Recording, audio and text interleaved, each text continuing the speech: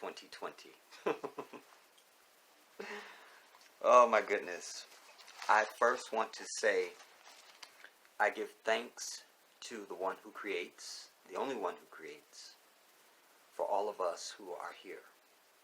Just that we're here is what matters. And that we get our lighting right. I'm already obsessing on lighting in 2020. I want to say also, you guys, that you were supposed to have gotten this video. What's today?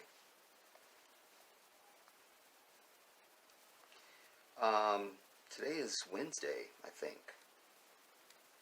Anyways, you were supposed to have gotten this video earlier than now, but I did something that I never do.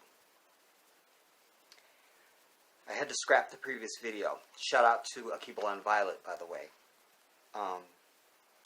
Because I had a video, you guys, that was 3 hours long.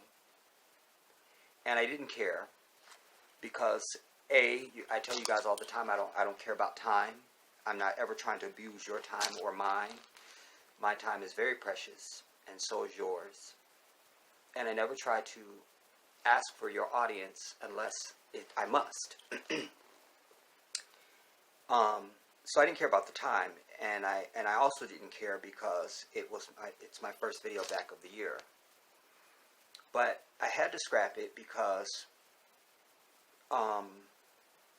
the universe said so. Because too much has happened. Too much has happened, and happening. And in watching it back, I realized there were some things that I meant to talk about that I hadn't talked about. So now we're probably looking at a 4-hour video, possibly a 5. So I just said, let me regroup, and I need to step away from it for a couple of days so that energy could purge from me, and that when I came again, it would just be new energy, new.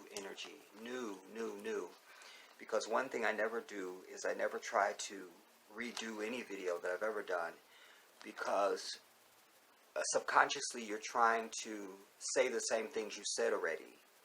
You cannot recreate purity and authenticity. You cannot. You can't. And when you do, you just get into a space that I don't ever want to be in, ever in my life. It doesn't matter if I'm doing a YouTube video or anything that I'm doing. Everything that I do in my life must be right from my soul right now. I prescribe this for everybody. Don't rehearse anything unless you're an actor or an actress and you got to rehearse your lines or something like that. You know, if it's something where you have to memorize something. Other than that, just live your life off the cuff. You know, just live it off the cuff. Because for me, it's more rewarding that way. You know, I watch my videos back sometimes long after I've created them, and I always tell you I watch my videos in third person. So the further I am from it, even more, I get even more of that feeling of third person. Like it's not me that's speaking, or it's not me that's on camera. And I learn from my own videos. I do. That's the truth. I learn from my own videos. I do. Because what I give is not really from me. So I'm just a vessel, and that's why I depend so much on the universe when I speak, and why I don't rehearse or write things down. I've got some things, some bullets written down now. Say this, talk about this. You know, like I've got The View are evil bitches. You know, and but I don't ever have an idea of what I'm going to say. That has to come from the universe. It has to come right from my heart the moment you hear me saying it. I'm not changing on that. I don't need to. And I prescribe that for everybody. I also want to say that I took the time at New Year's, just at New Year's Eve, I spent a big part of the evening calling a lot of you and texting a lot of you to personally wish you well in the new year. And I am so glad that we got a chance to communicate. Some of us by text, some of us by voice, but I was trying to call everybody that I could. And I'm gratified by that. I also want to say to Kara Watkins, first of all, Happy New Year to you, my queen. And also, I wanted to know if you did not get my email back. When you sent me your email, I wrote it down. And you need to let me know specifically if anything is lowercase and uppercase and all that stuff. I typed it just as you gave it to me. And I don't know if you didn't get it, or if you just have, if you're one of those people like me who rarely ever checks your email, or what. But I've been trying to get with you but I always send out a test email to anybody whose email I have before I start telling you stuff and giving you information and all that, you know. So I sent something like, this is a test, KR, let me know if you're getting this, you know. So you need to send me something back because I want us to correspond so I can send you some Chico sticks. Now, don't make me come after you, KR. Don't make me do that in New Year. Now, I've made a promise that I was not going to do any murders this year. I'm being really good. It's you know, it's 8 days in and I hadn't killed anybody. So that's actually positive. That's positive. But that's positive, though. That is positive. So, but I do want to send you some Chico sticks, though, KR, because I always tell you guys, I'm one of these people that, for me, things are so much more enjoyable when you share it. It just is. And the joy for me will just be knowing that you're enjoying Chico sticks. And I get to say, aren't they good, KR? Aren't they good? You know, I love that. I love that since I was a kid. Since I was a kid, I just get somebody else some of what I got, some of what I have. Someone can say, ain't this good? Ain't it good? You know. Unlike my brothers and sisters who like to sit there and eat it in your face and make you jealous.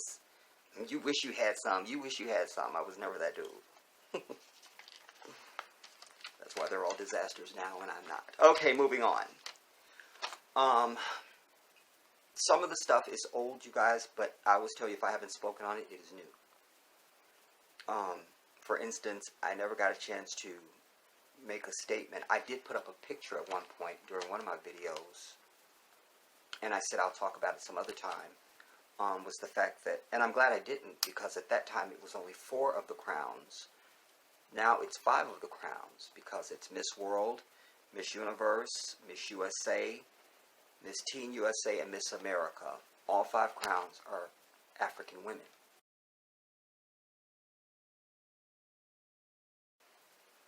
And I want to just briefly say that that's not a big deal.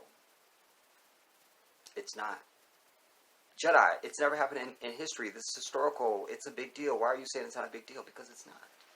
It's not. It's not a big deal. Hear this.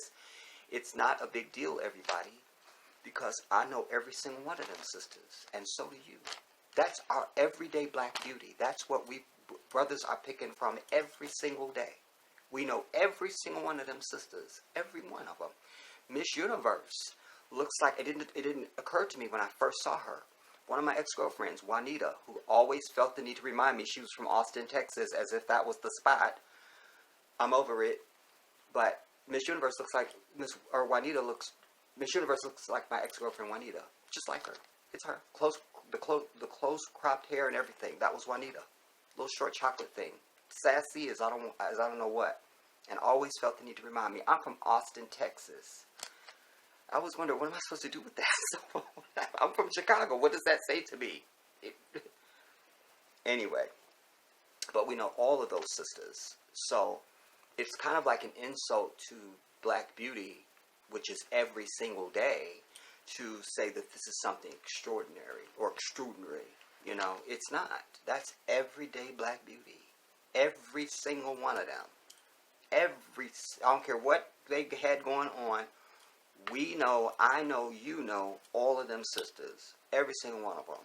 Every single. And by the way, I was shouting out Kara Watkins a little while ago. I've told you guys before, she is one of the most beautiful women you're ever going to lay your eyes on.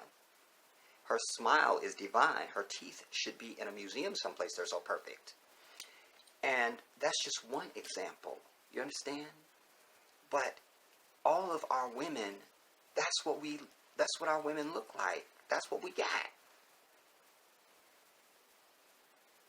If anything, we should be saying, finally, or something, you know, that doesn't give it any, that suggests that we're arrogant about it, because we should be. Because I'm also sick and tired of every time I turn around. In fact, just the other night on Blackish, they had a show about black hair. But black hair always is about black women's hair. We got the same hair as black women. You see? So I'm over it. You know? And this obsession really with black women's hair. And it's yet another victimization as I see it as of black women, because no white person, I don't know no brothers that have had any white people come to them trying to touch their hair or making their hair an issue, or just like all this hoopla that they bequeath upon black women. I'm over it. And I also want black women to stop helping it out by wearing shit that doesn't appear in our culture. If you want to wear a weave or a track or something like that, I'm fine. But don't put on some blonde shit, because that does not occur in our culture. It doesn't. And I told y'all a long time ago, I'm over the center part. If I see one more center, where's my punch?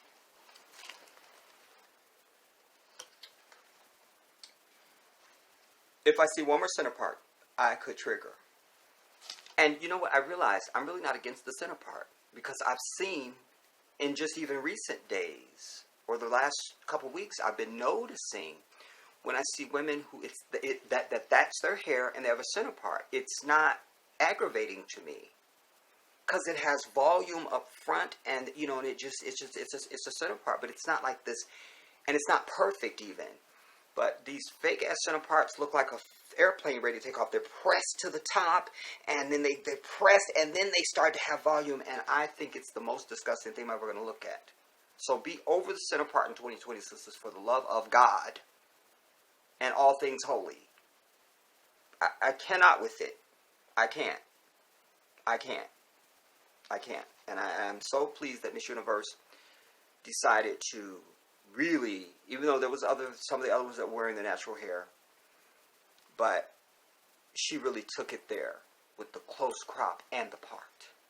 And I also noticed that when they were, for her particular contest, all the heifers would stand up there, I promise you, with their left hand on their hip. I always notice body movement and language because I'm a choreographer. Even though I haven't taught in years, you're never going to stop being a choreographer. So I watch movement and pose and position. And every single one of them was standing up there with that left hand on their hip, like cookie cutter pageant whore. And when you got to the end to Miss Universe, who became Miss Universe, her hands were down at her side, you know, holding her own form, like the statue of Isis that we've all seen. It was divine. It was divine. And she only becomes even more beautiful when she speaks. I love when I see and hear a woman that makes me want to bow to her and just be her slave. She only got to speak. She just snap her fingers, and I interpret that, and I know what she wants me to do. I'm not being funny. Like, I love that. I love when I see the majesty of a woman, and that she articulates her majesty. Because indeed, that's what women are. They're majestic. And I always tell you, you're the closest to God. The closest to God. So get on your damn phone and stay there and bark orders. That's what you're supposed to do. That's what you're entitled to do. By divine decree. I had somebody a few weeks ago on one of my videos, it was one of my sisters asked me, Jedi, could you please do your video about black women not stepping off their throne? First, I was deeply honored that it was a sister that was asking me to redo that video. Secondly, I will do that video at some point. I may even touch on some of it in this video. But our women is a very emotional subject for me because I love black women so much. Because I really, really have been given the gift of fully understanding who our women are, what their purpose is, what their relationship is to the divine, and what their relationship is to me. And it's always difficult. And I've also been such a beneficiary of the majesty and the goodness and kindness of black women. I cannot talk about that subject in depth without crying. That's why every time I've ever spoken about it, I cry. Because it's so... You should be crying. You know? Wow. Our women are everything. I'll tell you a quick story. without crying. I was in Family Dollar.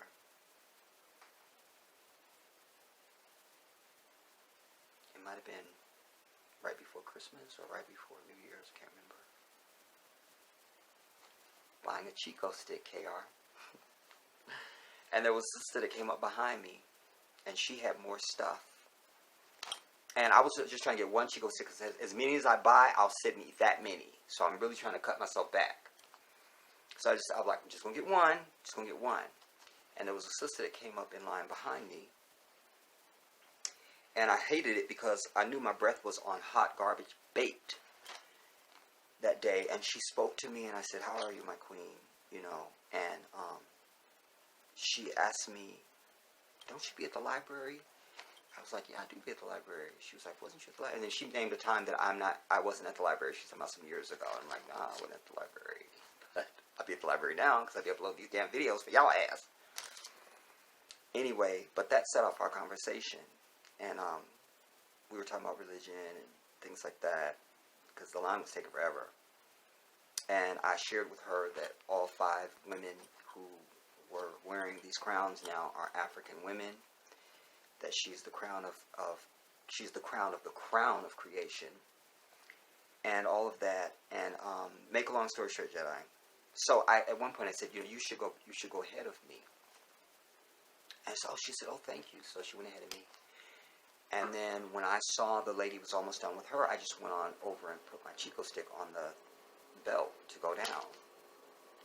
And she reached down and got my Chico stick. She said, here, put that on there. I go, no, you don't have to do that. She was, no, I want to do that, you know. So, again, it was a small thing, but again, it was yet one of a billion things I could tell you that of just yet again, black women looking out for your boy, you know. And I've told you guys I come from a large family. There's 9 kids, but 5 of those are girls. And my grandmother raised me, so, you know. And it didn't strike me until recently. I was watching... in fact, it was right after the whole Miss Everybody thing. Lupita Nyong'o was on The View, and I've been feverishly looking for this picture. You guys, the sister that gave me the privilege of losing my virginity, a young lady by the name of Cheryl Reed. Lupita looks just like her. It didn't dawn on me. I forgot. But I've been trying to find that picture. I have torn up the house. I have threatened people. I've done something. But anyways, that's not important. So the next thing that I need to do is I need to turn over my damn garage. Because I have the picture somewhere. But when I show it to you, you'll be like, damn, she do look just like Lupita. That's her. That's her. That's her. Because Cheryl was a chocolate drop. And she was just everything. And she... gave me the honor of, you know, losing my virginity to her, you know, so deeply honored. Anyways, I'll talk more about that, you guys. I wanted to, you know, I wasn't going to talk about this R. Kelly thing, but I was provoked because I think they watched my video. I know that sounds a little presumptuous, maybe even full of myself. I don't care how it sounds. I tell you, the truth is all I'm here to proclaim. And the more I watched that piece, and I watched 6 parts, I don't know if there's more, but I said, they watched my video. They watched my video because all the indictments and charges that I was making in the initial R. Kelly video that I did sometime back, that first Surviving R. Kelly, they were going through and trying to answer all my indictments. I believe with my heart, I have no proof, but I believe with my heart that they watched my video. I believe that. I believe that. I believe that. Listen, if Saida Garrett can hit me up on Twitter and tell me she liked my work back when I had my big channel, and if Tyler Perry can hit me up and tell me he liked my reviews of his show, and who else? And there was somebody else. One of the family members from Sweetie Pies can hit me up And on and on and on down the list I can go. Listen, you don't know who's watching. You don't know who's watching. You just don't know who's watching. You just don't know. And so, yes, damn it. I'm sure they watched my video, you know. And why wouldn't they have? Because I'm sure they were scrolling social media after that first Surviving R. Kelly to see how the black community was reacting. And I would be so bold as to say I was probably one of the only people that had a intellectual and long dissertation about the piece, you know. So yeah, damn it, they watched my video. I said it. But I'm going to get into that in a minute. I also want to say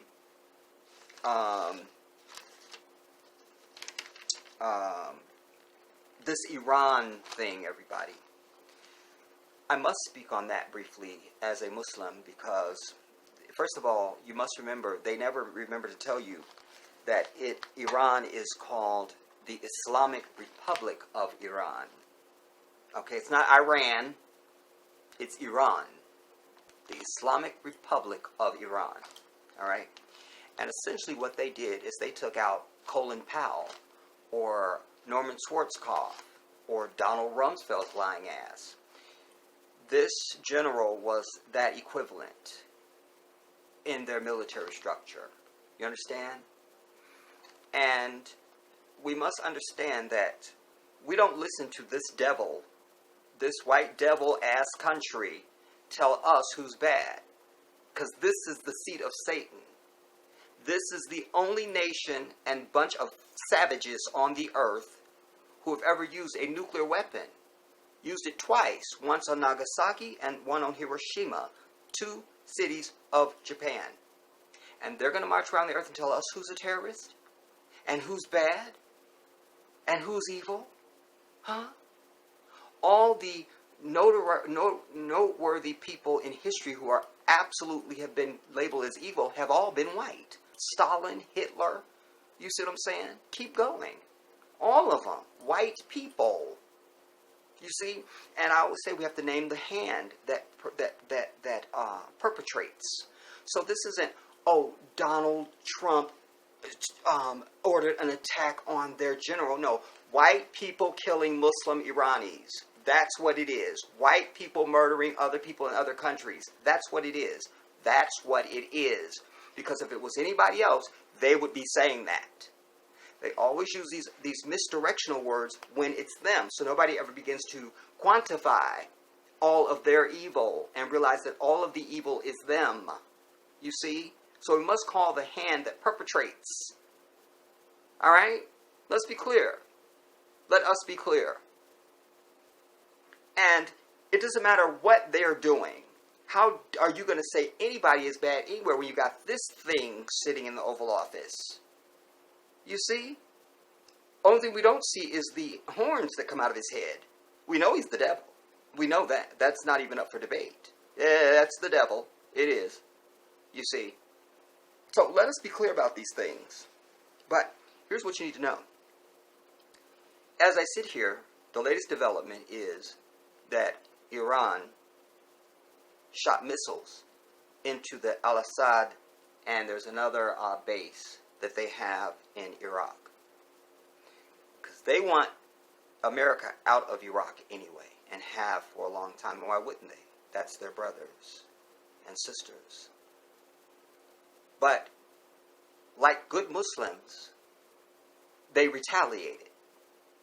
You see? So, their retaliation was measured. Under Islamic law, they could have taken out any general here that they wanted to. You see? And there's not a Muslim on earth that would have been against that. Because we are an eye for an eye. You don't start none, it won't be none. We're never to be the aggressors. But we will definitely revenge and avenge. Do you understand? From the smallest to the biggest, we will avenge. So, they kindly shot missiles into the military bases there. And had no effect on any human life. This was just to let you know, we will strike your ass. We will. We will. You see? But they weren't looking to kill anybody. Otherwise they would have. But what you need to know is, if there's any attack on Iran, it will be all out hell because they have a very, very good army, and they have with sophisticated weaponry and all of that. They also have proxies in other countries that are loyal, and they have militias all over the place. You understand? Muslims are not taking shit from this white devil, or anybody else for that matter, but definitely not this devil. You understand? They don't love America, and you had all their people in the streets yelling death to America. I love it. You see? Because it's about time that white man and woman sat their ass down and either blend in with the rest of what is actual humanity or pay the price. Because they are the cause of all the problems on earth for all humanity. That's a fact. That's a fact. If it was anybody else, trust me, they would be pointing it out. But there isn't. You see? So we're not going to say America. We have to say white people. Because that's who's doing it. No African people are starting any wars anywhere. No Chinese people are starting wars anywhere. No Japanese people are starting wars anywhere. You understand? I can keep going. No Samoans are starting wars anywhere. No natives are starting wars anywhere. Speaking of natives, let us reject that the natives were these powwow, drum-beating, otherly, Mexican-looking people. They were not. They were African people. And I'm even more affirmed on that now because I saw the Ashinda. Yeah, it's a celebration of women that goes on in Ethiopia each year. And I promise you that there was a lot, when you see their outfits, in fact, I think I did save some pictures. I'm going to put up some pictures right now. Okay, let's go to the pictures.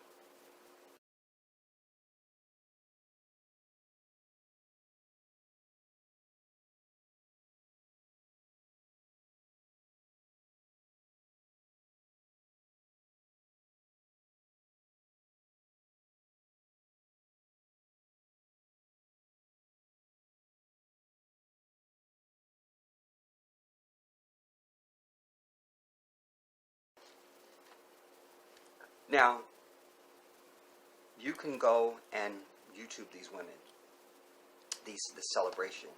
Like I said, it happens every year. And when you see how these women dance around to this drum, you go, wait, those are native people. That's native people. So the natives are African people, everybody. I'm over it. I'm fine. I'm convicted on that. I'm convicted on that. I'm convicted on that. Like, I'm done. That's it. That's it. That's it. Everything about them was native, what we call Native American. You understand? So I think that this Native American image that we get now is really just a confluence of white men raping black Africans, and then that's the result. Because we all know some mixed folks now that I'm half white that look like that. We know black is the strongest gene on earth anyway, so of course they would be darker people. So I'm over it. The natives are African people. Done. I'm done with it. I'm done. Alright? Why did I mention them? Because I was saying they're not starting wars with anybody. Nobody else is causing strife for humanity. Don't give me this person's a dictator, that person. I don't give a damn if they're a dictator. Let them dictate. You understand? Their people can leave if they don't want to be dictated to. That's what they never tell you. That they're being held by hostage in their country where there's these dictators. Well, they should just leave then. Donald Trump's an asshole. I don't see people fleeing out the country all like that. They stay here and they tweet and they bitch. Nobody's leaving. You see? So don't give me dictator. I don't want to hear it. Get out of my face. Don't look at me. So again, we have to identify the hand that perpetrates. The hand that perpetrates. The hand that perpetrates. Alright? Also, with regard to a little bit of historical thing, everybody, I wanted to get this in. This is probably going to be a long video anyway. I want to tell you that you want to read a book called Black Mother. It's by a gentleman by the name of Basil Davidson. Basil, B-A-S-I-L, Davidson, D-A-V-I-D-S-O-N. he conservatively, is the key word here, conservatively approximates that some 100 million Africans were taken from the continent. Huh? Not only that, you guys know that have followed me, I've always had a problem with this 1619 number. I've always said, I think we were here earlier than that. I just don't know. I just know we were here earlier than that. I just know and I just know. Well, now I know. Indeed, I was watching a Muslim imam who's also a historian as well. Can't remember his name. But anyways, according to him and Basil Davidson, the slave trade began in 1432, everybody. As soon as I heard this, I knew it. I knew, because the universe had already told me. Something doesn't add up. Doesn't add up. It just doesn't add up. So, 1432 is when they began the slave trade, which is 187 years more. 187 years earlier than what we were told. Alright? So from 1432 to 1865, when we were allegedly freed, which we have never been freed, I proclaim, that's 433 years. From 1432 to 1865. That's 433 years. Alright? Then from 1865, when we were allegedly freed, until 1965, when the Civil Rights Act is signed, that's another 100 years. So technically, by the time you get to 1965, that is 533 years that we've been in slavery. Hear this. 533. I knew it was more. I knew it. I knew it. Alright? So, you can do your own math and figure out then what that means when we marked the 400-year anniversary of 1619 last August. You see, the white man is a liar. If he's breathing, he's lying. If there's a pulse, he's lying. And certainly if he's mentioning anything about us, it's definitely a lie. That we're clear on. Alright? Anybody that's not clear needs to get in line. I also came up with this next deduction on my own. I need to tell you also, you guys, this is going to be a patchwork video. Because I was literally, revelations will come to me and I would just grab a piece of paper and write something. So I'll be shuffling and looking through stuff and trying to, and just, it's in parchment. But this came to me on my own. Because the brother said, you know, when you take a slave, you take the strongest, the fittest, and the most fertile. And then my own deduction kicked in and I thought, well, just a second. No old people were brought here. Nobody old was brought here. I believe, just like I knew in my heart inherently, the universe had whispered to me that 1619 was incorrect. This is that same whisper telling me, Jedi, the average slave was between 10 and 25 years old. I believe that. Between 10 and 25. Any pregnant women would have been brought because that's new property that they carry in. 10 to 25. I'm willing to go to 30 if you buy me a Chico stick. I'm just saying. But I'm not going any higher than 30 years old. I'm just not doing it. And so that we represent the offspring of the very best that they chose from. That's why no one can beat us at anything at all. And I've also reminded you that we didn't come here illiterate, everybody. We just couldn't read their tacky-ass language and couldn't speak it. You understand what I'm telling you? We've always been highly educated people. We're the people who gave the world the use of language and paper and writing. We did that. We're the first architects and seamen and all that stuff. That's us. So if I go, I'm a highly intelligent person. Degree in everything. I go to China right now. I can't speak Mandarin. So am I illiterate? Am I no longer worthy or intelligent at all on any level? Huh? Wait, y'all. No. I just can't speak Mandarin. I'm over it. Also, the other thing I want to say about this, speaking historically right now, is let us stop using the term the Holocaust. Because this is another, I will tell you, how you think and speak is how you relate and react. Words matter. So if you think of that as the Holocaust, you don't think of any other Holocaust at all. And also that Holocaust is questionable. Not by me, but by people who know more than me and who don't look like me or you at all.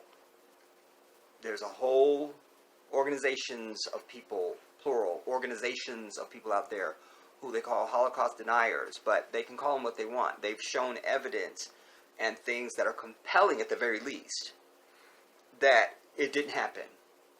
It didn't happen. It didn't happen. It didn't happen. All right, but whether it did or didn't is not our issue here at this time.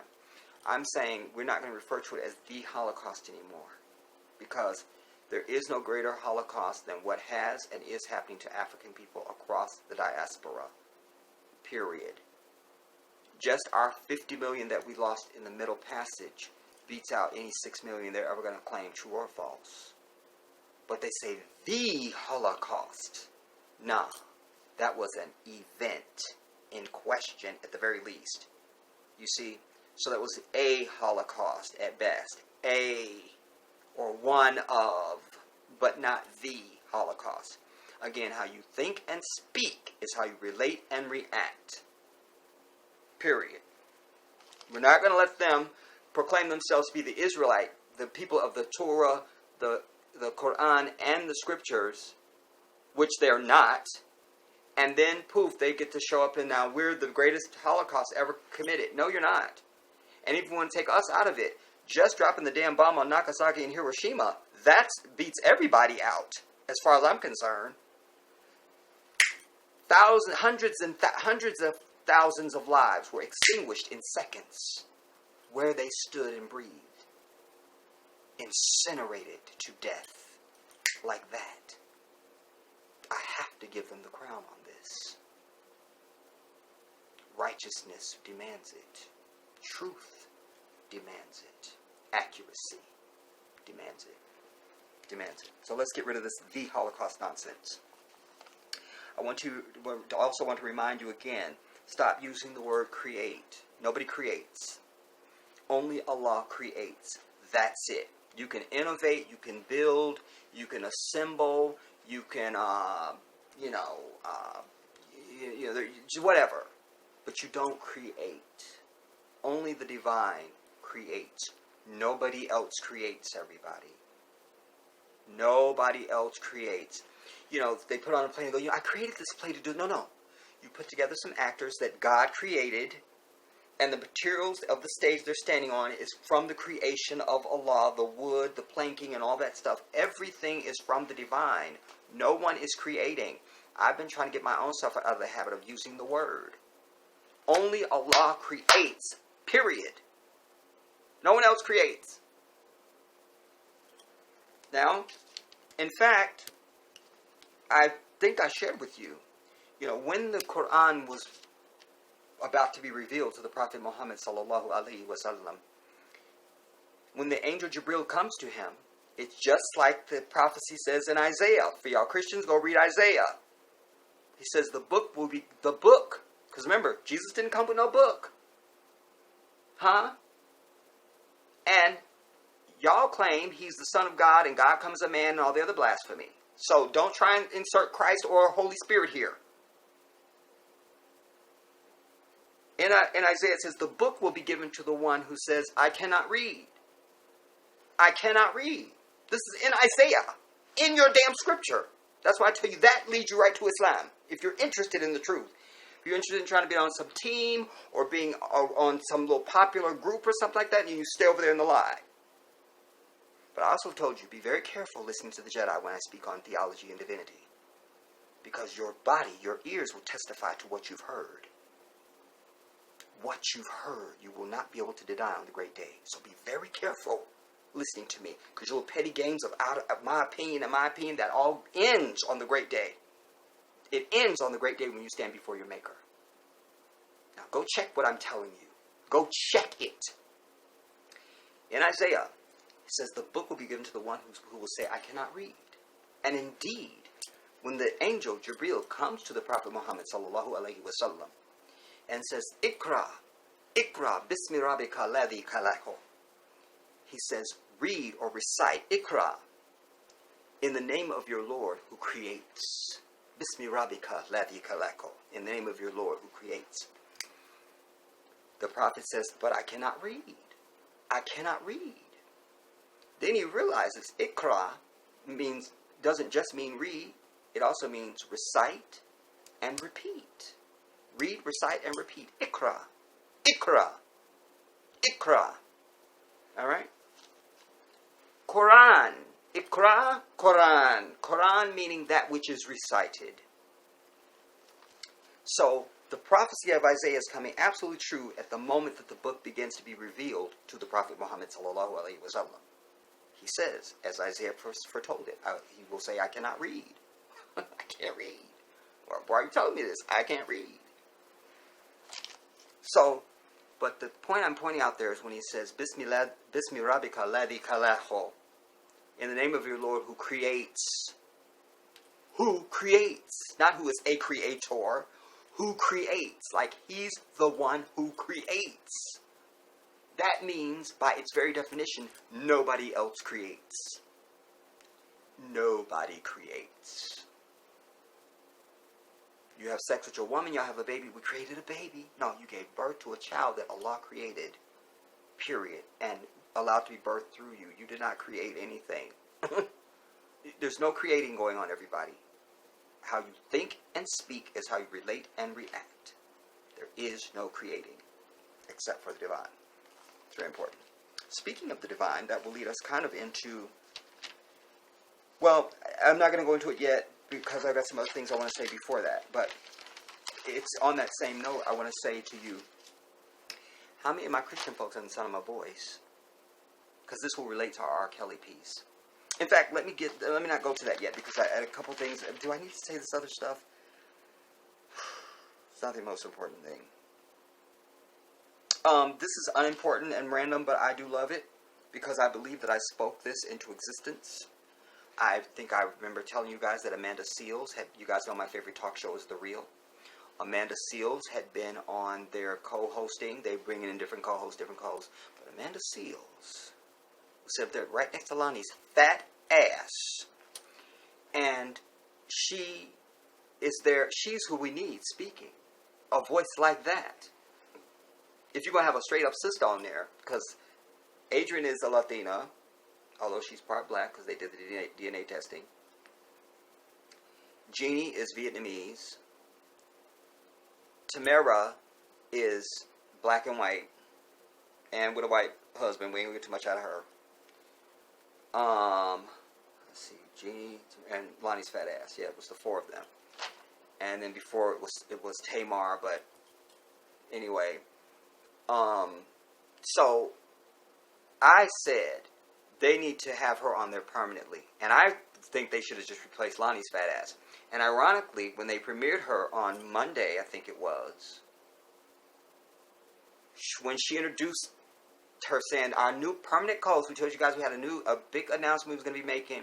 Our permanent new co-host, please welcome Amanda. And she said Amanda Seales, and I almost fell out my chair. I was like, yes. But when Amanda came out there, she goes, but I'm not leaving, so I'm still here, bitches. Lonnie said that. Because I know I'm not the only one that wants her fat ass out of there. You know what? She's of no value to the show, everybody. Just watch it on your own. I always tell you, always sweet behind me. You don't ever have to take my word as gospel.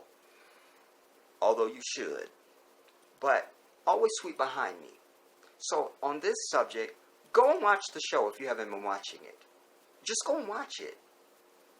And see, don't you forget she's even up there. Because the camera's going to Adrian, Jeannie, Tamara.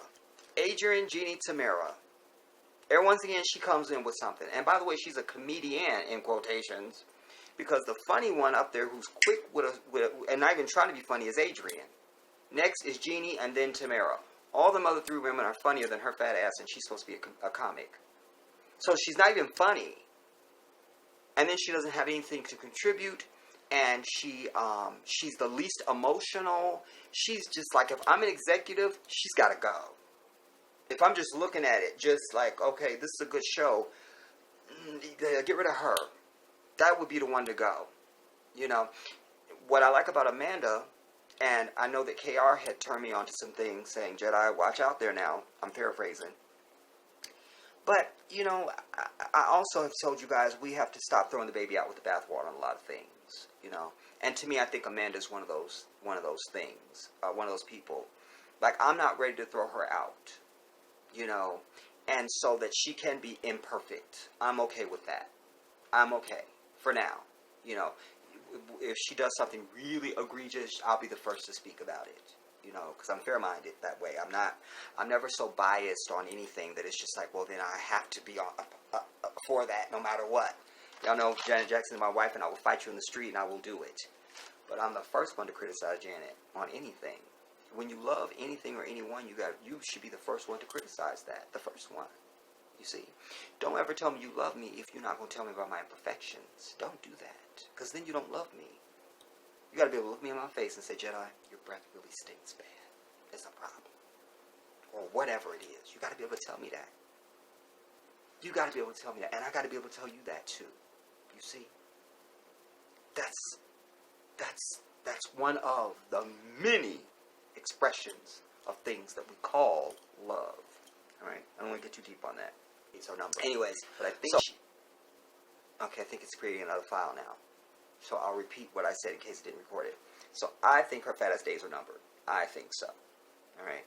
I think what it is, because she's made it very clear when she's been on the Breakfast Club and some other shows they've been on as a crew to be interviewed. We all up here have different contracts. We all up here just letting the business out. Even if I was one of your co-hosts, I don't know if maybe you should consult with me before you put that information out there. Maybe I was cool with people just not knowing that at all. You see? So, and then she mentioned that she had a development deal with Warner Brothers before the show ever. So maybe this is part of her development deal, even though she's not the only host. And so maybe they're just going to run her contract out, and then her fat ass will be gone. And then they already have Amanda. Because after they got rid of Tamar, it really was a better silhouette with just the 4 women. 5 is too many. We don't need 5. We don't. We don't. And if we're going to have 5, they all need to be equally contributing and be passionate and have something to say. And too many times it's been Jeannie and Adrian that have been defending the black position. When she's sitting her fat ass up there, you can't miss her. She's the biggest thing on television. You can't miss her. She takes up the entire screen. Even if you're on a 50-inch, she takes up the entire screen, and she's up there of no value to African people at all. No value. No value. Amanda is quick to the scene. Quick to the scene. Quick to the scene. And that I love. That I love. That I love. So I want to start moving into this R. Kelly thing a little bit, everybody. I think I can forego some of this other stuff. I don't need to talk about the bitches on The View. There'll be another time. There will be. I'm over it. I want to first set the premise and say, one of the issues that has been out there with regard to R. Kelly goes back to Aaliyah. Aaliyah was only 14 or something like that, or 16 or something. Well, to my Christian folks specifically, how many of you, without Googling it, know how old Miriam, the mother of Isa alayhi salam, the one you wrongly call Jesus, because there's no J. Anyways, how many of you know how old the mother of Jesus was at the time she gave birth to him? Who knows without Googling it? Don't Google it. Who knows how old Mary, the mother of Isa alayhi salam, how old was she when she gave birth to this holy prophet? I ask you this now. And be authentic. Type your real answer without Googling it, because God sees and knows all things, everybody. Not a leaf falls from a tree without his knowledge, and he's aware of every pebble of sand on the beach. So what is done in secret is out in the open to him. So don't lie to the Jedi. I'm not your maker, and I'm not your master. Just tell the damn truth of what you think. How old was this woman when she gave birth to this holy prophet? I ask you this now. I ask you. Then I'm going to tell you. And don't write it after I say it. Because God will know that too. And you will be on my list of people that I pray for God to kill off the earth and destroy. And I don't want to, again, I'm not trying to kill nobody this year. I'm being good. Christian scholars, white Christian scholars and theologians of the highest eminence have her between 12 and 14 and 9 and 14. But nobody has her over 14 years old. Why do I mention this? Because before white people decide to impose their way of life, whatever that is, there always has been, and still is in some parts of the world, where once a boy and a girl reach puberty, because even boys, when we turn 12, things start happening. Why would Allah have our bodies start doing things if it wasn't time for that to take place? You see? They've replaced what is natural and made that bad with everything that's wicked and made that normal to you. Oh, a woman having a baby at 14, that's a bad thing. Even though the mother of Christ, who you say is your personal savior and credit card to heaven, gave birth to him at 14 at least. We make that bad. But having sex and babies out of wedlock, oh, that's perfectly fine. We have no problem with that. We'll even give you a check for that. You see? Here's where you fill out your form and you can get your check. For having your out-of-wedlock ass fucking babies. Huh? And your out-of-wedlock ass fucking sex. Oh, that's all perfectly wonderful and normal now. Everyone does it. You see? So what's good for the goose, I say to you? What's good for the goose?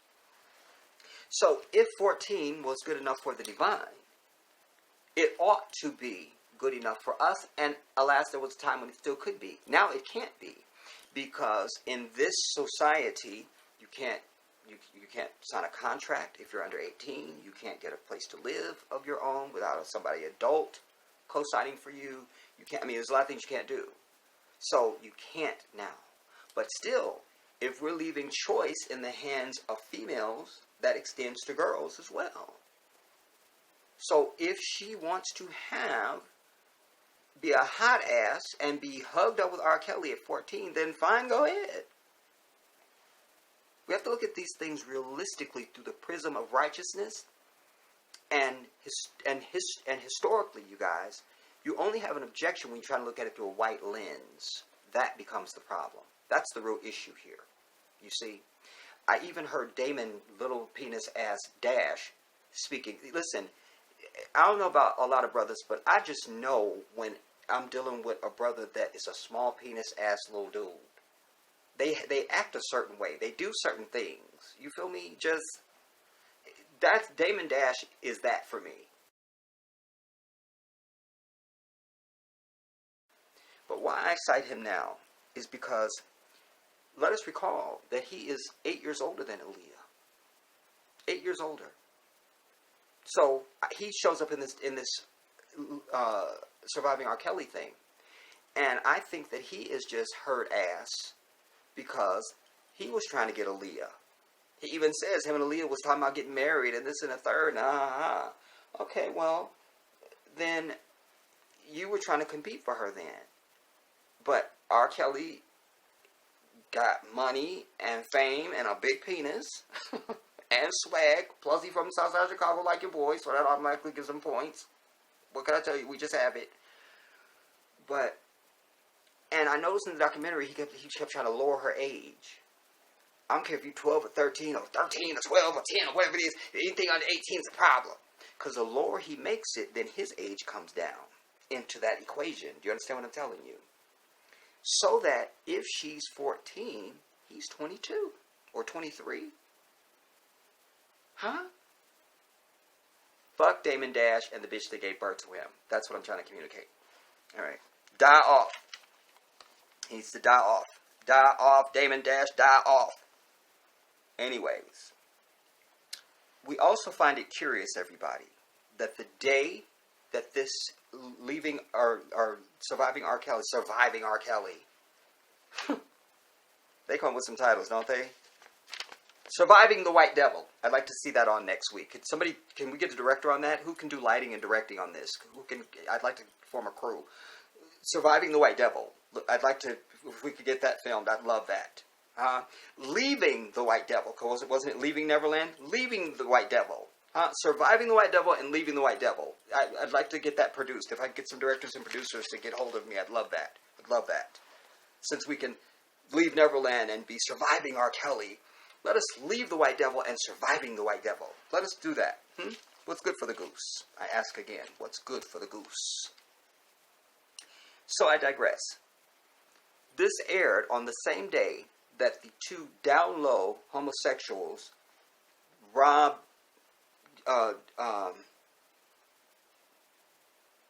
what's the kid? The fucker. Him and Safe Chuck.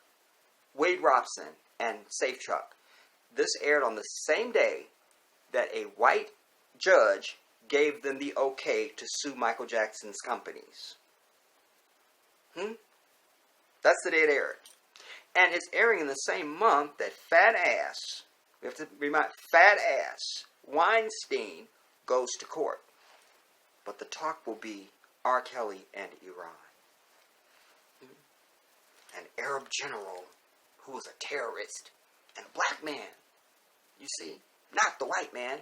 The most evil thing on the planet. No. Let's make the focus something else. What do you say, Bob? You see? Have to stay focused, everybody. You just have to. But timing is always with these people. You see? It's their society. They run it. That's why I always tell you to cast yourself as a third-party observer. You're not part of this. Drop that American after the African, because that's déclassé. That's like putting a smudge on a Bentley. You see? The Bentley representing the African, the smudge representing this asshole, the devil. I'm an African only, period. Period. And as I've reminded you before, there's no other place on earth where you go that you become that. You're an American. That's it. They'll know you as an American. If you're from here. You don't go to Asia and suddenly become Asian. They will never see you as that. Nor will they require it or want it. It's only here that you come here, they want you to be an American. What does that mean? Nothing. It's déclassé. Lose it. Lose it, lose it, lose it. We also need to know that R. Kelly has a 700-song catalog worth $150 million. I knew there was something more to this. He has a catalog worth $150 million. And I know this phone isn't going to work right now, so I can pull up the article, so we're not even going to try. Damn it. We're not going to try, y'all. We're just not doing it. We're just not doing it.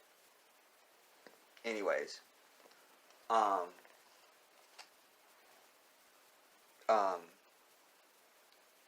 But they keep mentioning RCA. You're going to hear that a lot. RCA is a subsidiary of Sony, everybody. So this is once again Sony sabotaging or killing off their artists for their money and their catalogs. Understand that. So this should be called Surviving Sony, not Surviving R. Kelly. I always tell you, follow the money. Follow the money. Follow the money. Because these people are only interested in that.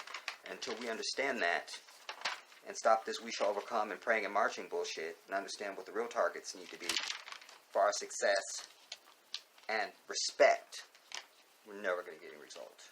Haven't and you won't.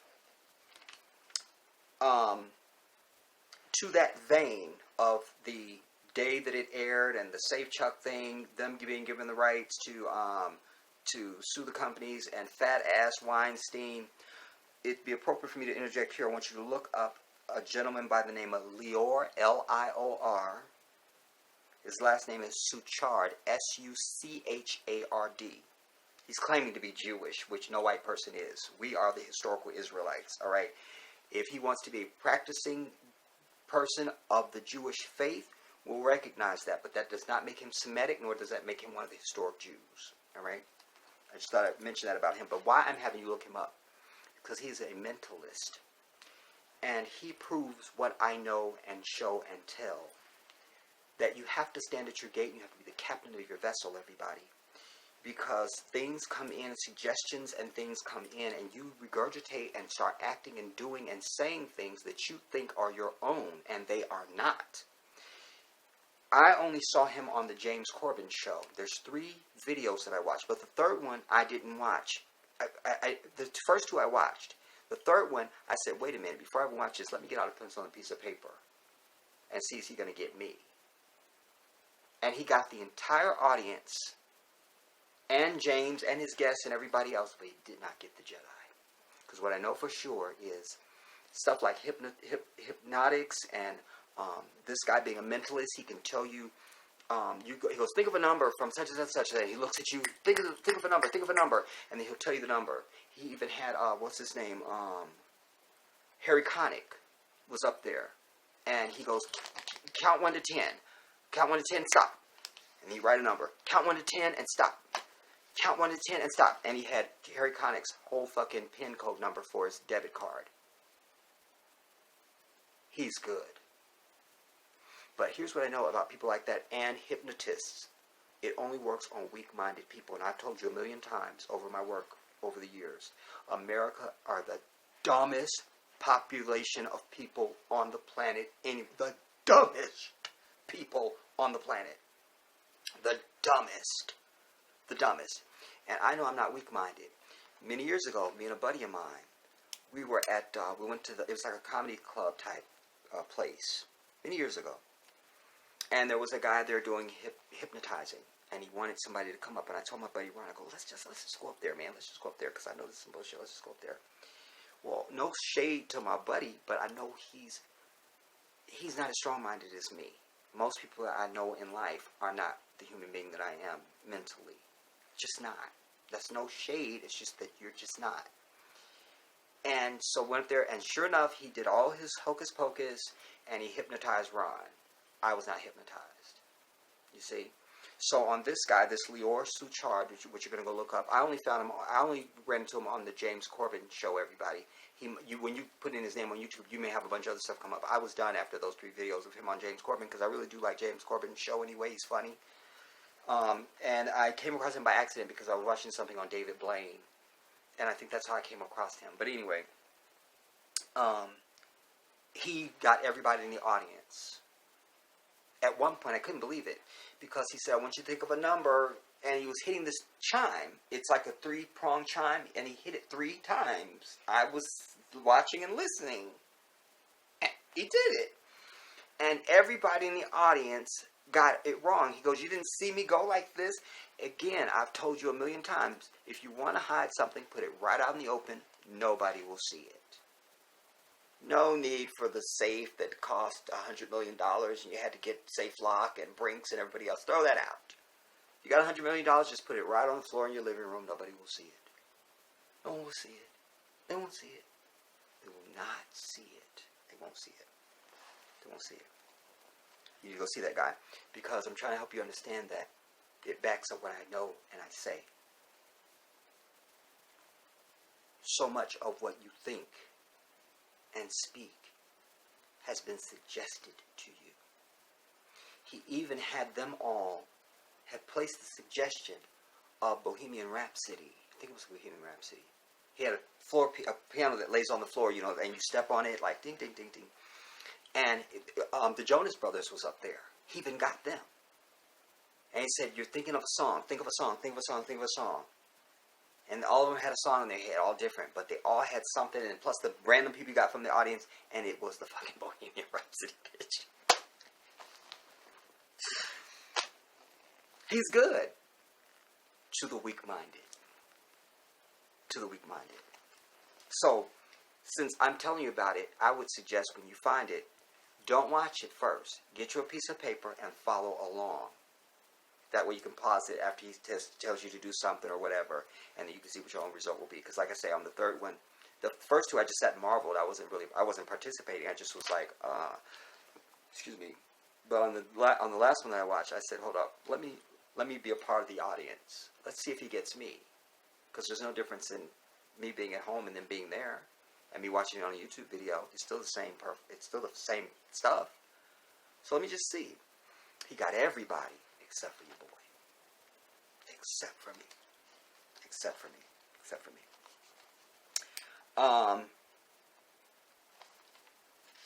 So I want to segue us now into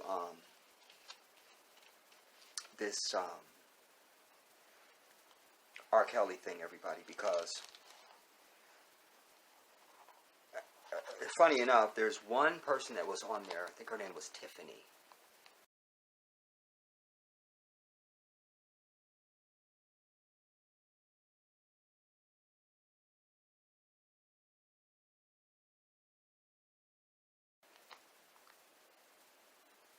I believe her. And she represents the only, hear this, the singular, only case of somebody doing something against their will. All the other heifers can die off. They have no credibility. I don't believe a word of they're saying, because they could have left anytime they wanted to. Testifying to this is that when this happened to her, it only happened once. And she was out. And she called the police. You understand? Although she had to go through some trial and error because they didn't believe her. And then finally when they went there, the dude called and said, look, we don't believe you, basically. So you have to tell me something that only somebody who has been here would know. She was like, there's a shelf or something, blah, blah, blah, blah, blah, and it's got some Grammys on it. He was like, I believe you now. That hurt her. But she was the hair braider. That's what she was. She was the hair braider. I believe her, I believe her, I believe her, I believe her, I believe her. Period, the end. And this is the type of empirical type of thing. Forget even the story about the police. Even if she didn't tell that part of it, I believed her already. I need nothing else. Because I know the ring of truth when I hear it. And it had empirical truth to it. Evident truth, I like to say. Evident truth. To me, it's the best thing on earth. Evident truth. That means it's beyond, it's evident truth. There's no dissertation needed. It's evident truth. I believed her already. But this is what I've been looking for and listening down for from these other heifers. So when you hear her story and you hear theirs, you're hearing two different bells. Actually, one's a bell and one is something else. That something else is these other heifers. And what the white lady said it the best.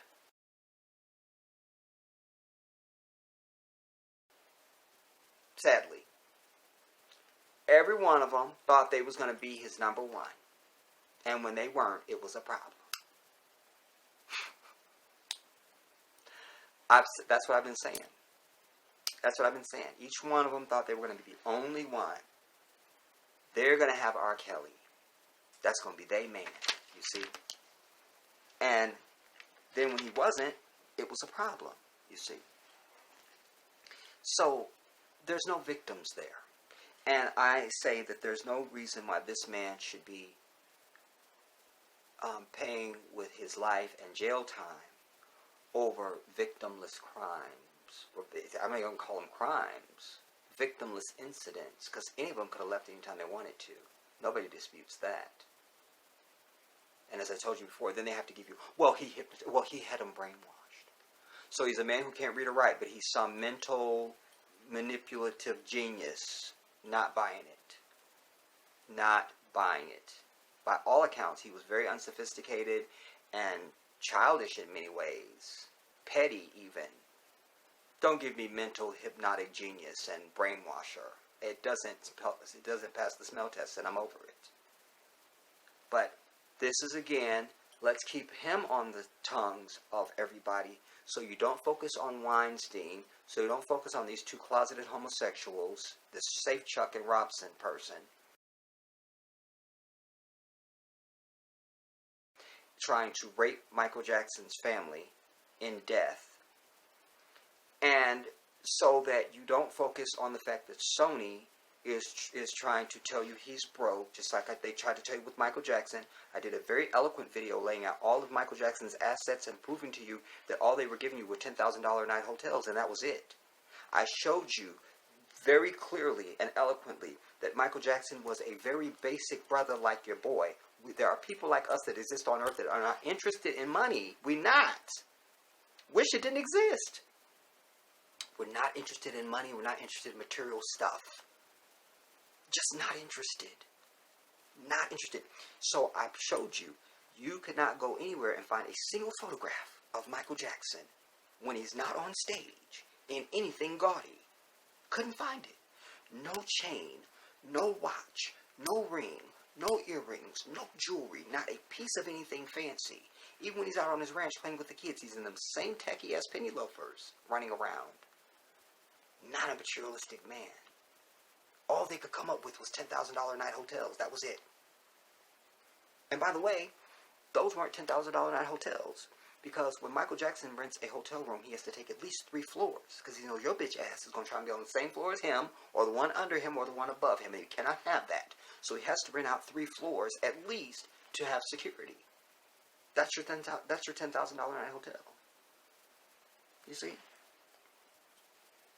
So it could have been like a $600 a night hotel, but by the time he rents out the entire floors, it's $10,000.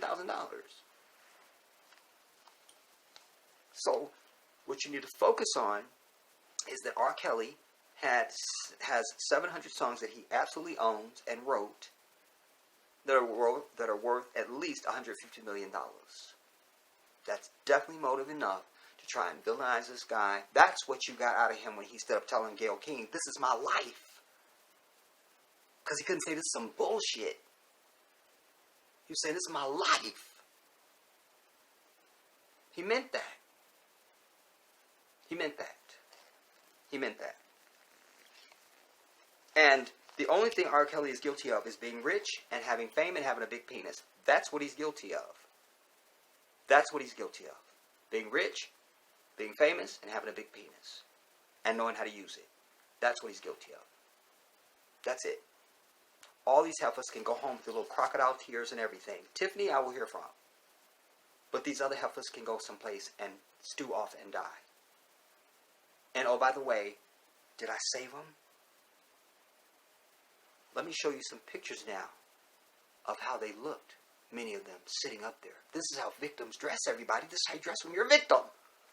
Roll those pictures.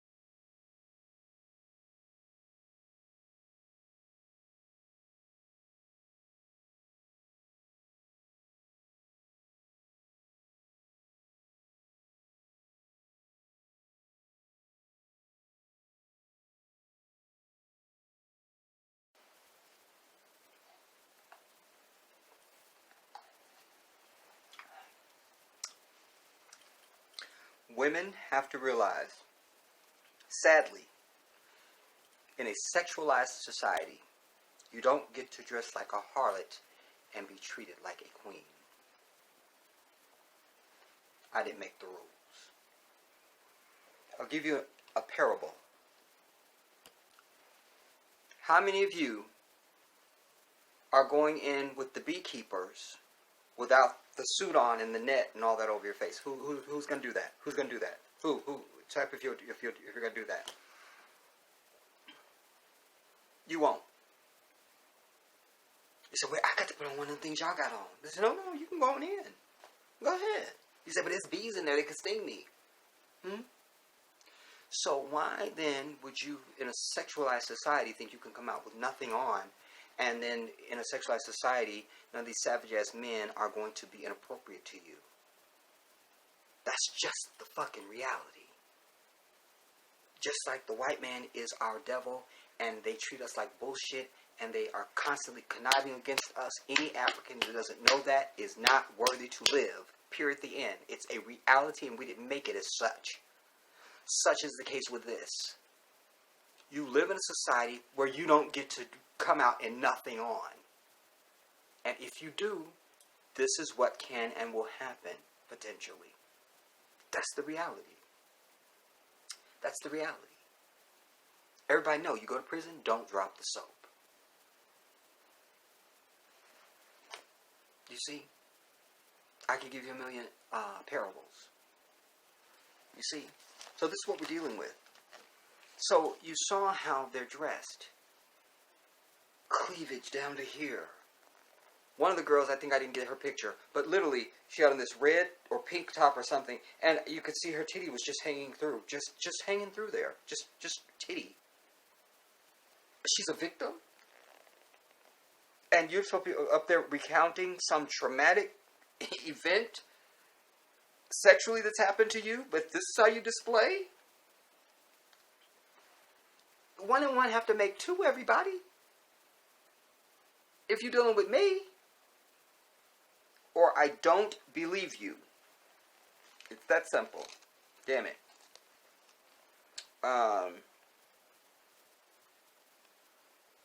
Interesting to note with regard to R. Kelly. He wrote a song for Britney Spears called Outrageous.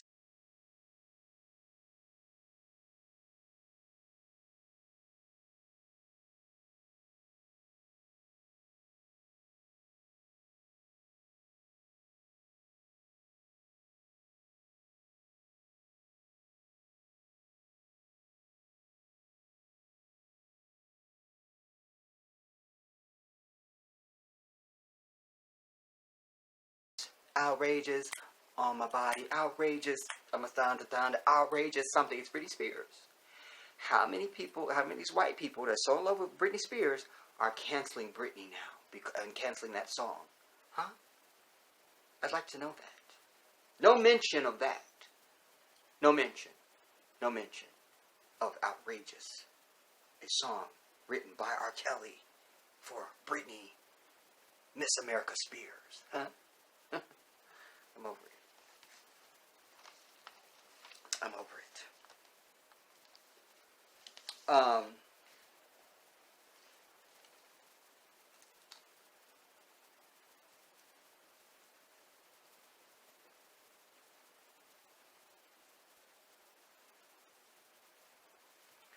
You remember that Michael Jackson, in the piece that I brought you, I showed you him at the National Action Network with Fat Ass Al Sharpton. He was saying, he goes, most of these artists, they've been ripped off so bad that if they stop touring, they'll go broke. They'll go broke. Michael Joseph Jackson, the most famous human being ever recorded in human history, and the greatest entertainer the world has ever witnessed.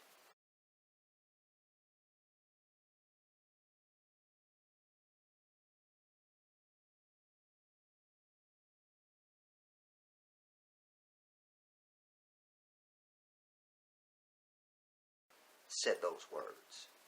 And isn't it interesting? I remembered that R. Kelly had said that when it came to the $100,000, he said he was too broke to pay taxes and even child support.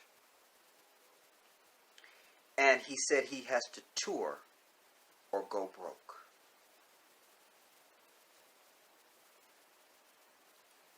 This man has sold millions and millions of records.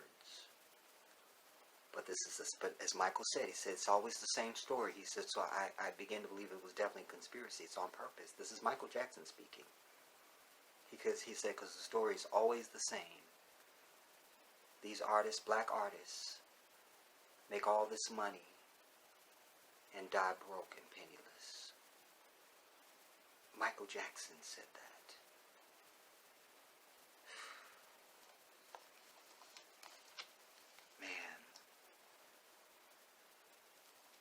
By the way, as of 2016, R. Kelly's catalog was worth $150 million. That was as of 2016. So it could be worth more than that now. Could be worth more. Interesting to know that he hasn't really been dropped by anybody. Um,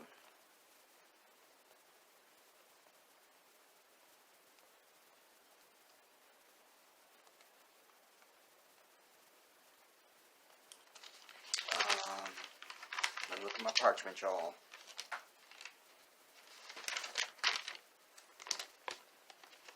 Not too bad, hour 19.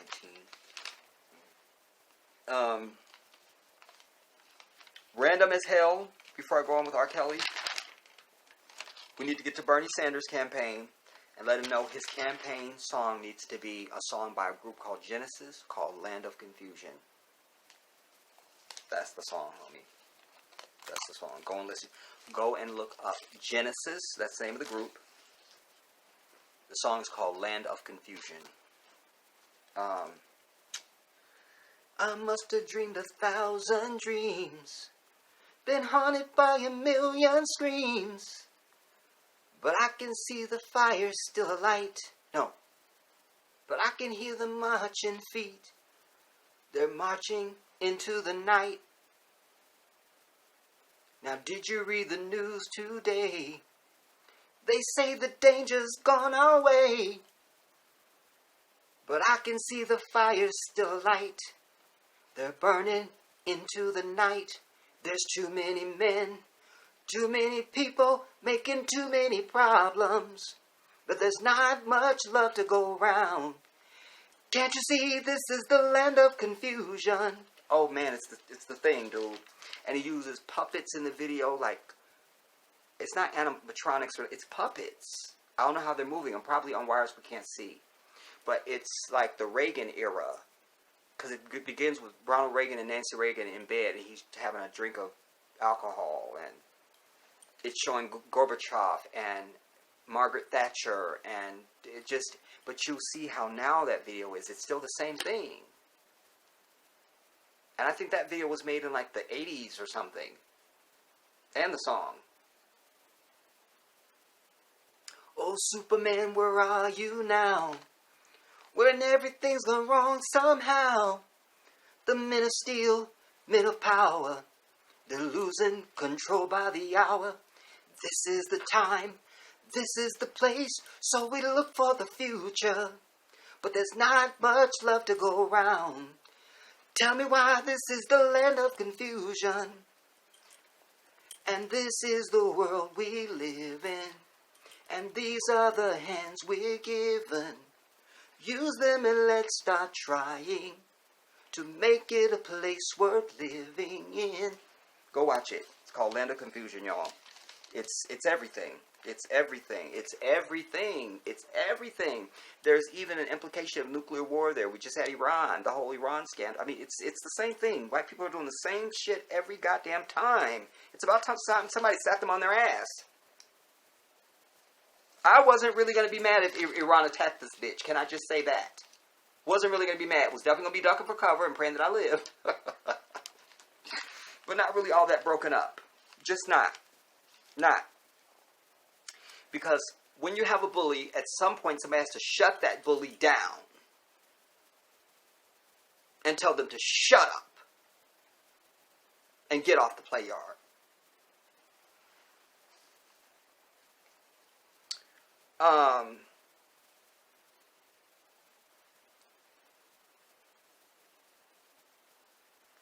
Where did I get this at?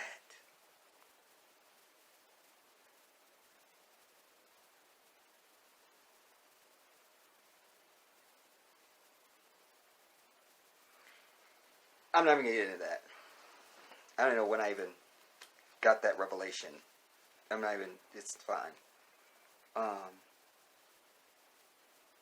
Oh, no, this is part of the R. Kelly thing. It mentioned the R. Kelly thing, that when these heifers go to see a screening of the first surviving R. Kelly.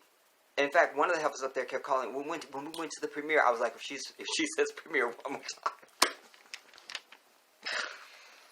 If she says premiere one more time, where's my punch?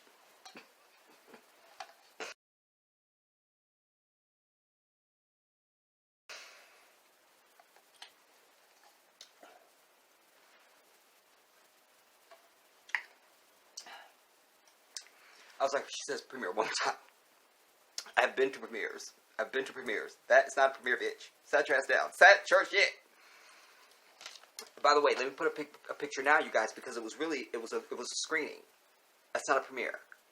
It was a screening, a viewing of the movie for these heifers.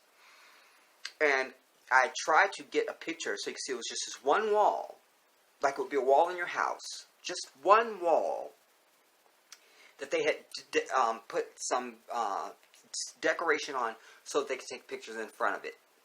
It wasn't like the long wall you see at premieres and the red carpet and all of it. And I tried to get it so you could see that just around the corner there's like a bookshelf and some other stuff. It was just like nothing. So let me put up those pictures now.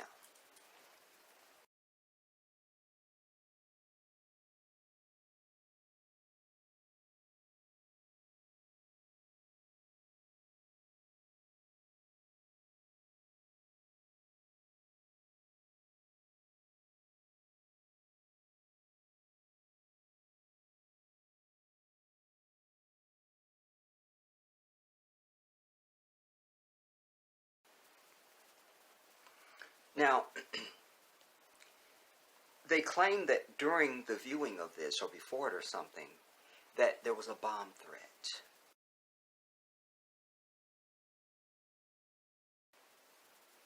And they're thinking that it was R. Kelly and his henchmen that had done it because they didn't want the women to watch the movie. Give me a break. Here's why that doesn't fly.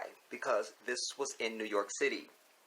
The scene of the false flag event staged by the American government and the military, which would be your 9/11, not 19 Arabs with box cutters. But I digress. And so this was the place where a bomb threat supposedly happened. New York City is the most surveilled, most secured, most investigated, most everything in the damn country. You want me to believe they wouldn't know or be able to trace a lousy bomb threat when probably every phone in the damn city is tapped and intercepted, even wireless cell calls and everything else? Give me a break. I'm over it. I'm over it. And let us remember that on the day of 9/11, when they were perpetrating the crime, before the first tower even fell, they were already saying, this looks like the work of Osama bin Laden, which none of us had even heard his name. But they wouldn't be able to detect a bomb threat called in by a lousy R. Kelly or some henchman. Give me a break. Stop it. Stop it. Stop. You're insulting me now. You're insulting me though right now. I can't work like this.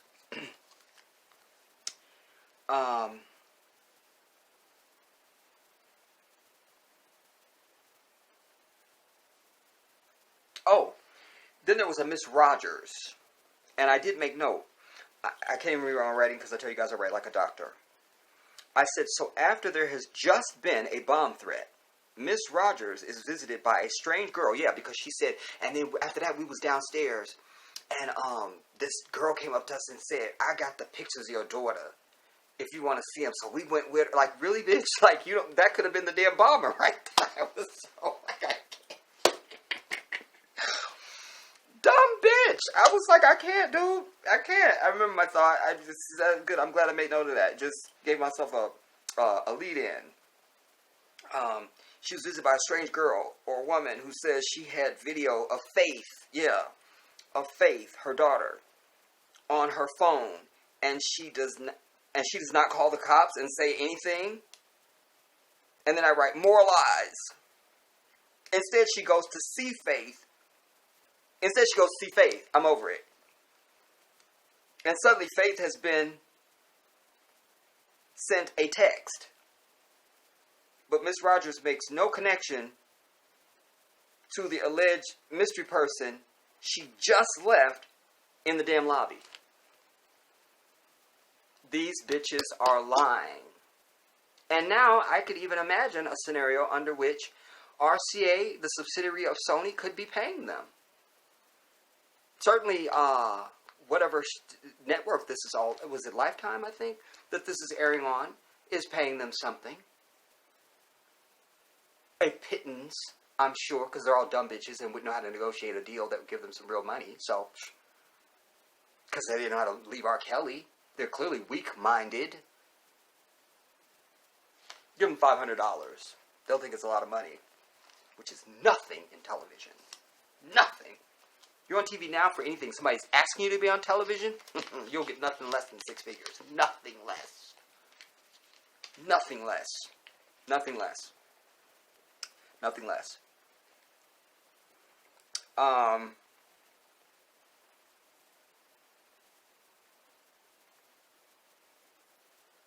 Then I go on. Wow, I'm surprised I wrote this much. Then this faith person is going to meet with the people because she's afraid of the videos and pictures that they have. Forget they might have been the ones just trying to blow up the damn theater. Forget that. Or the little room where y'all was screening this. She had to go see because she was afraid of the pictures and videos that they had. But there has just been a damn bomb threat I write. Question mark, question mark, question mark, question mark. And still, they don't alert the cops. But they go to Applebee's. And the dude that's with the chick has a gun. But still, no calling the cops. Listen, R. Kelly does not need to be in fucking jail. Do you understand what I'm telling you?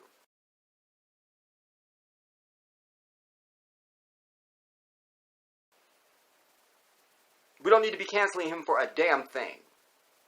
Like I said, his crime is having money and fame and a big penis. That's it. That's his crime. That's it.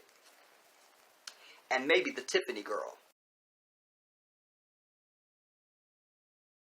The hair braider. Unless she's outright lying.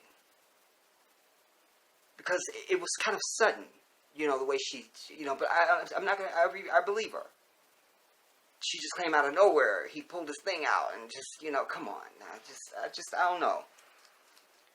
I don't know. But I believe her. If I'm going to believe anybody, she's the one I'm going to believe. All these other heifers can kick rocks.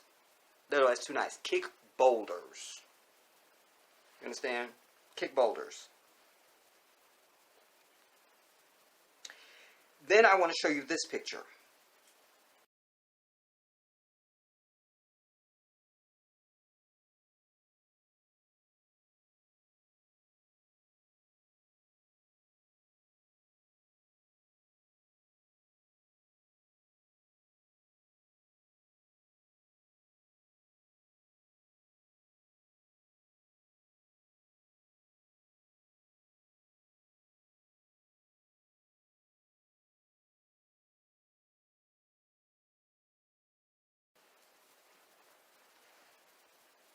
Any of them heifers reaching up, trying to grab his thing-a-ling, add that word, thing-a-ling,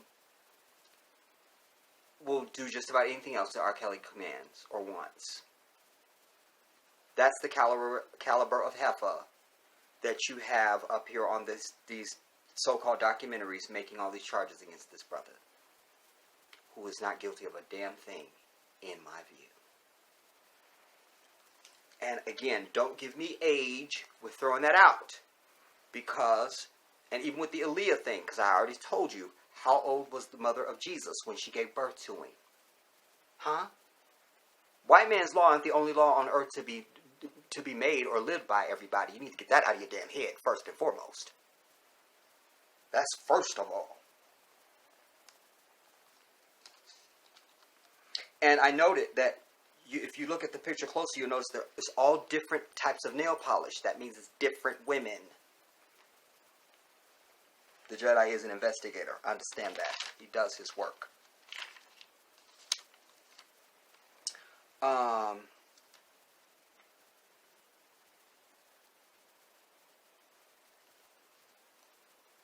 But the hair braider did say something very compelling.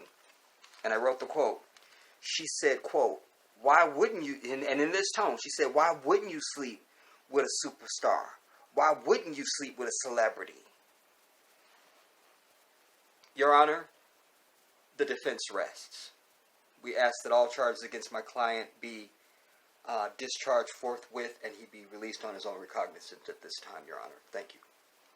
And then I'd sit back at the counsel table and my client would go free at this moment, just on that testimony alone. Thank you, Levita, or whatever her name was. Thank you for your testimony today. No further. questions, Your Honor. But we would move at this time that all charges against my client be dropped and he be released forthwith on his own recognizance at this time. Period. She articulated the frame of mind that all these heifers are in. Why wouldn't you sleep with such and such? You see? That's how they all felt. Every one of them. And obviously R. Kelly, to make up for when you lack in one thing, God gives you something else. So for all his not being able to read and write, R. Kelly had a mad Mac game. You understand? She was telling her, like he told this, would I say her name? Levita or Tiffany? Something? The one I believe. Just the hair braider. She said how he raised her self-esteem. You know? Made her feel like she really could be somebody and everything like that. So, I mean, R. Kelly's able to deal with that type of woman on a basic level. Because they all were basic women. They're not Michelle Obama types. You feel me? They not. You see? Because he's not a dude that has the acumen and the requisite for a Michelle Obama. I do. All right. It's me. I have it. Barack is very, very, very afraid. I don't want to say too much. I don't want to say too much. I know there may be beef between me and Barack. I mean, he's a little threatened, and he should be, but I don't want to bring that up right here. Anyways, he don't get a Michelle Obama. And all these sisters are worthy, don't get me wrong, they're all worthy of good men, but they just at a place in their life and in environments that don't allow them to be all they can be, you know, intellectually and so forth. So they're all a certain type of woman, you understand? And that's fine, so you get an R. Kelly. And ain't nothing wrong with that. He got money, he got fame. He got a big penis. You'll be happy. You won't be his only woman, but you'll be happy. You see? That's fine. That's fine.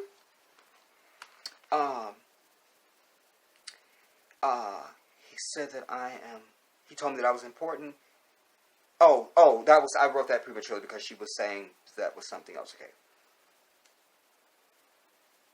Oh, then the other chick, who I don't remember her name, she said she only became sick of the thought of having sex with him when there became fetishes involved. So before that, she was fine.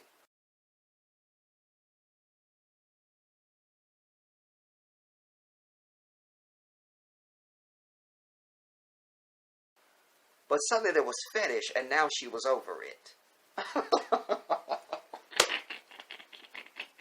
I can't. Listen, you seal your fate with the choices you make. And as I always say to women, the moment. First of all, if you don't get up on your throne and stay there, you deserve whatever you get. And if you're up on your throne, the moment you step down, you deserve whatever you get. It's time African women understand they are the crown of creation. Because Allah says that the creation of mankind is the crown of it. We have dominion over all the earth and all creation. We are the best thing He's ever created. So the woman is over that. He says to us, paradise lies at the feet of the woman. Paradise, the place we're all trying to go after this lifetime, lies at the feet of the woman. He's telling you something about the woman. You understand? So, if you're not going to claim your heir to royalty, black women, then we can't protect you. You understand? We just can't. I, an individual, need you to get your ass up on that throne and stay there. That's what I'm going to need. I'm going to need that because I'm sick of all this bullshit. I'm tired of the pettiness and all the stuff that's going on that should not be going on, that you don't even need to be putting up with at all. Get on your damn throne and stay there. Damn. I also want to say that this whole R. Kelly thing calls into the question the lines between morality, legality, and criminality. Morality, legality, and criminality. Just because you may think it's morally wrong for him to be with Aaliyah when she was consenting and purposely lied herself to marry him, doesn't make it illegal or criminal. Shouldn't make it illegal or criminal.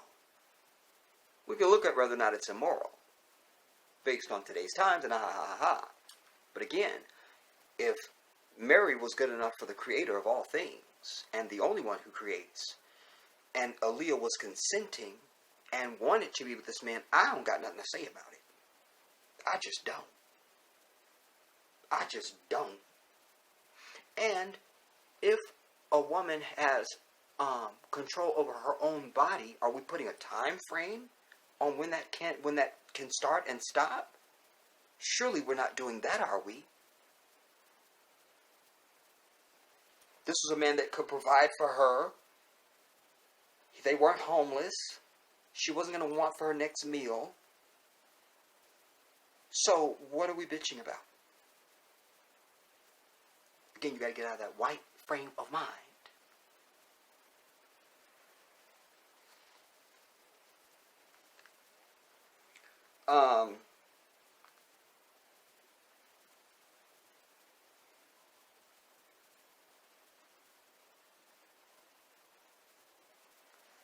Dominic.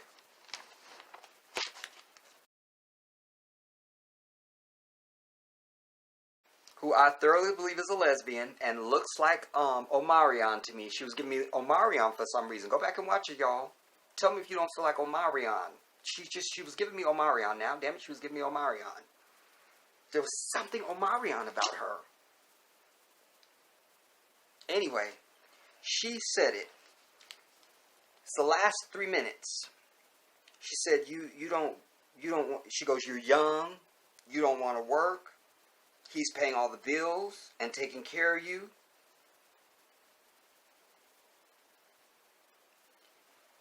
But he tells you, if you want your parents to do that, then go back to them. Dominic said it. So no, they didn't want to go back to their parents. He's paying for everything. They get to get stuff that their parents can't even pay for. And meeting people and being, just come on. I know what that world is, everybody. I told you guys I've had celebrity friends. I've been in the entertainment business. I've been around that. I know what that is. You're in a different, every car you get in smells like it's new. The sidewalk don't feel the same no more to you. Did you ride down the street? It's just different. It's like you crossed over into another realm. It's different. It's different. And if you've never experienced it, I can't give it to you. I can't.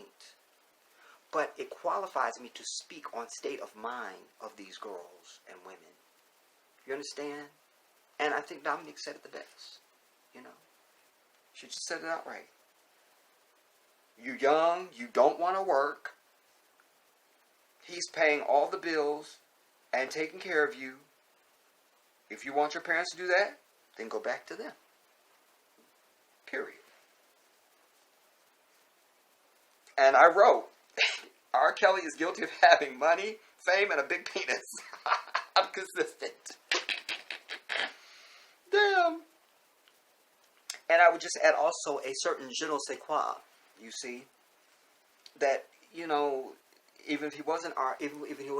Kelly, the singer, he could just have been the dude around the way. All of us brothers know that brother or two that just have serious Mac when it comes to the women.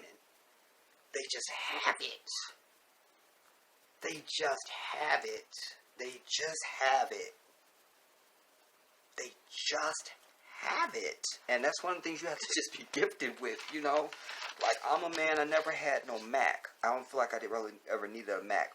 My draw, my kryptonite for women was always just my personality and me just being me. And being talented and things like that. I never had to try to impress women, you know. And that's made it all the more rewarding because I knew that when females like me, they like me. There was nothing I was putting on, and no charade or facade or something like that, and it made me irresistible. But then my God-given talents take over. The man that I am, I'm unreplaceable. And I used to always tell any of my women, don't look for me if we ever go our separate ways. Don't do that. Don't do that to yourself. Because I realized my uniquity, and there's only one that was cut like me. That's it. That's it. There's only one that was cut like me. And I'm him. That's it. They literally broke the mold when they made me, and they made it specifically for me. That's what's real. That's what's real. That I know for sure. So, there's no following the Jedi. There just isn't. I'm a good man. I'm a good lover. I'm a good spirit, a good heart. My intentions are pure. And I always honored all of my women. Honored them. I never was looking for a housemaid and somebody to take care of me and somebody to ride my back on and all that kind of stuff. Nah. I'm the easiest man on earth that I know to love. Period. And that was my je ne sais quoi, you know. So every brother has their own ingredients, you know. R. Kelly has his, you know. And it's absolutely, you know, foreseeable that he would have, that I'm sure he has a serious Mac when it comes to women. Like, that's the dude. That's the dude. That's the dude. So, there's some other things that I wanted to talk about, you guys, but I'm not going to do it in this video. That way I can keep us under 2 hours. I do want to say thank you to everybody who helped out in 2019 on the GoFundMe for my move to Ghana, West Africa. I need the rest of you guys to step up. The link for the GoFundMe is in the description box under this video. I need you guys to step up, everybody. I told you 2020 was going to be upon us, and now it's here. And here I still sit saying, please go to the GoFundMe. I know my people. I know you. I know you. I know you. I know you. I know you. I know you. I know you. But damn it, I still believe in you. You understand? Because I could have very easily have been some sellout ass dude and been trying to court fake ass white people to just try and get their money and all that. I don't need that. I still maintain, and I will maintain until my head is cold. The only thing I need is you. Period. Everything I've ever done in life, every milestone I've ever met, anything that I've ever done, if any significance in my life I've done with my people, this is no difference. I just need you to get off your butt and go to the GoFundMe and care enough to go and put something on the GoFundMe. Whatever you can. If it's just $1, go and do it, everybody. If this had been anybody white, they would have had this GoFundMe knocked out many, many months ago. Why can't we get it together? My cause is righteous and just. I'm trying to move to Ghana, West Africa, and I'm serious about it. But I need your help in order to do it. And there's people that have given over what they needed to give. Thankfully, or we wouldn't be at the number we're at now. We're over $4,000. I don't know where we're at now because I don't look at it because I've been so frustrated. But don't go past me. And I don't understand how any of you could go past me when you see me right here on camera making my plea, asking you to go to the GoFundMe, asking you to give, and you just go past me like I didn't say it. I don't understand that. I don't understand that. I don't. So don't do me like that. It's 2020. It's 2020. Now it's 2020. This is the year I'm supposed to be going to Africa. As soon as my nephew graduates in June, we will reconcile my things. He will come here where I live. We will reconcile all my shit. And I'll be out, everybody. I need your help. I need your help. And $10,000 is not any money to be raising. When I see other channels where, like right now, I could have done part of this video and go, if you want to hear about the R. Kelly part, paying members can go and hear that part. I'm not charging for a damn thing. I never have and I never will. And I told you I don't make a damn dime on this fucking YouTube. Not a damn... They see to that. Everything I put up is non-advertiser friendly. Even when you see ads running on my shit. On my...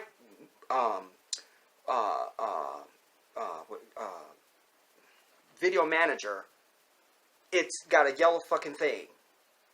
Or they send me something saying it's totally not advertiser friendly at all. I don't make a dime on this shit. Do you understand that? Period. The end. My hand to Allah. I don't make anything on this damn platform. You are what I need. You're it. You are it. You are it. Ironically, if I was making money on this damn platform, I wouldn't ask you for a damn thing. I wouldn't. But I need you. I need you. I need you. I need you. I need you. I need you. I need you. I need you, my people. I need to start getting ready and getting my life acclimated to get the hell up out of here. And I think I'm probably not going to put out another video until I see donations come in. Because I'm giving of my time to do this. I'm not... And I've given hundreds and hundreds of thousands of my hours over the years I've been on here through 2 shut down channels. Go and give at least $1 to this GoFundMe, everybody. Everyone who watches this video, go and give at least $1. I ask you that earnestly and sincerely from my heart. Don't pass me by as if I didn't say this. Don't. I need you. I need you. And as I've said many times before, if you're watching me on any type of device, you got at least 4 quarters that you could give. At least. At least. Or how are you watching me? Because the internet ain't free. How are you watching the Jedi right now? How are you seeing me? How are you seeing me? Am I appearing in a hologram or something? What's going on? And if you got some free internet, please tell me about it. So, I need everybody who's watching me to give at least $1. If you can give more than that, you give more than that. But don't pass me by. Again, Happy New Year to all of you guys. I'm looking forward to this year for myself being my year of Exodus. My year of Exodus. My year of Exodus. My year of Exodus. My year of Exodus. I love you all. I'll see you soon.